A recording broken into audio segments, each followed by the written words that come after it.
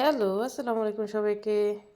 সবাই কেমন আছেন? আলহামদুলিল্লাহ আমি ভালো আছি। আজকে আমরা সবজির রোল করব। এইজন্য প্রথমে একটা ফ্রাই প্যানে পরিমাণ মতো তেল দিয়ে দিলাম পেঁয়াজ। পেঁয়াজটা একটু কালার চেঞ্জ হয়ে আসলে দিয়ে দিব কেটে রাখা গাজরগুলা। আমি এখানে গাজরগুলো একদম চিকন চিকন করে কেটে নিয়েছি।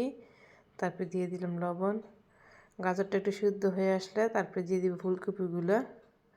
দিয়ে ভালো করে নাড়াচাড়া করে দিয়ে ফুলকপিটা যখন একটু সিদ্ধ হয়ে আসবে তখন আমরা দিয়ে দিব কেটে রাখা বাঁধাকপিগুলো। কারণ বাঁধাকপি সিদ্ধ হতে এত বেশি সময় লাগে না।